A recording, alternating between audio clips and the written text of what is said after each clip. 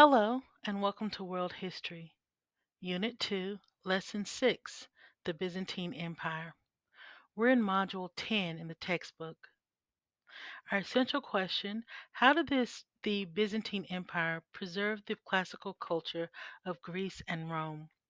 Our agenda and goal statement: I will be able to understand the significance of the Byzantine Empire. Let's begin.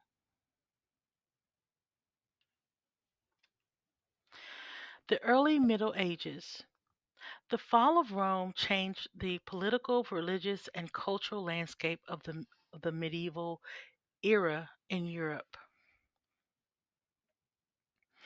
As you can see here, this is a picture of the Hagia Sophia, and we're going to talk about the Hagia Sophia.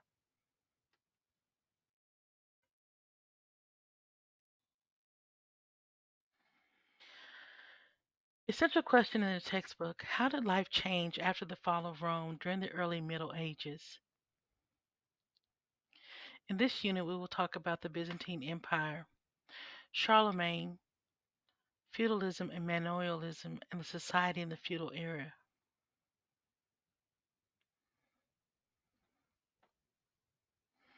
Lesson 1: The Byzantine Empire. After Rome split into two sections during the reign of Diocletian, the Eastern Empire was known as Byzantium, and it flourished for 1,000 years.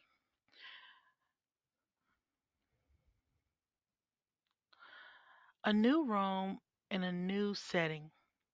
A new Rome in a new setting. The Emperor Constantine made it the capital of the Eastern Roman Empire in 330. The crossroads of the east and the west is the definite location of what was called the city of Constantinople. When we look at the map, we'll look at it in a few minutes. We will notice that it is the crossroads of Asia and Europe. The Roman Empire officially divides into east and west around 395 AD or CE. The Eastern Roman Empire flourishes because it is blocked by different areas or different locales from invasion, and it becomes known as Byzantium. Justinian becomes the emperor of the Byzantium Empire in 527. His armies reconquer much of the former Roman territory, and the Byzantine emperors head the state and the church, and they use brutal politics. Justinian seeks to revise and update the laws for governing the empire. He calls this the Justinian Code. There we go again, the code. So we have Hammurabi's Code, we have the code in ancient Rome, and now we have Justinian codes. The Justinian Code is a new set of laws consisting of four main parts. This code regulates much of the Byzantine life, and it lasts for 900 years. Creating an imperial capital. Justinian launches a program to beautify the capital, Constantinople. And of course, Constantinople is named after Constantine, who, with Diocletian, split Rome into two, his section in the east, Constantine Diocletian's section in the west. Justinian constructs a new buildings and builds a magnificent church called the Hagia Sophia. And there's a picture of it here. You also see a picture of the Hagia Sophia in the beginning of the slides. The Byzantines preserved the Greco-Roman culture and learning.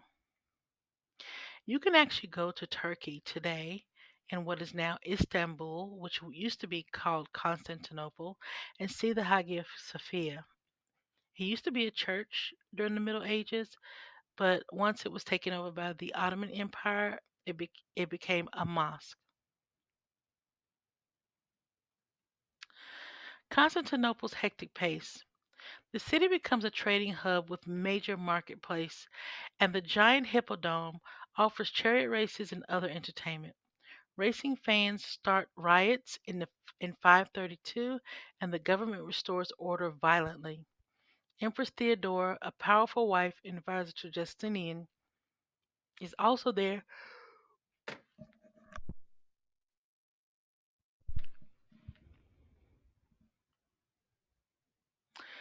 The empire falls. Justinian dies in 565. The empire faces many crises after his death.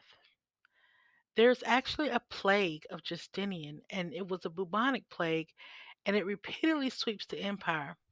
At its peak, 10,000 people died each day. Sounds familiar. We have the coronavirus right now, but this seems like it was really more deadly. 10,000 people were dying each day. The attacks from east and west. Byzantium faces attacks from many different groups. The empire survives through bribery, diplomacy, and military power. Constantinople falls in 1453, and it brings an end to the Byzantine Empire, and it falls to the Ottoman Turks. Religious split. Christianity develops differently in Eastern and Western Roman empires. Two churches disagree over many issues, including the use of icons. Icons are religious images used to aid in prayer, and because people were mostly illiterate, the icons helped people to understand what was in the Bible.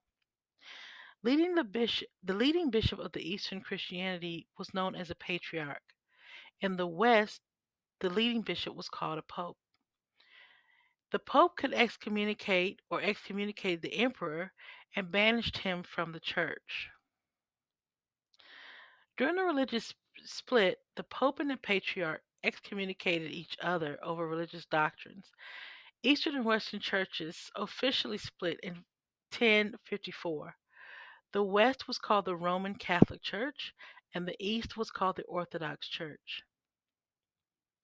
The Byzantine missionaries convert the Slavs into the Eastern Orthodox religion, and Eastern Orthodox missionaries seek to convert the northern peoples or Slavs. The missionaries create the Cyrillic alphabet, and this is the basis for the Slavic languages, including Russian. The alphabet enables many groups to read the Bible.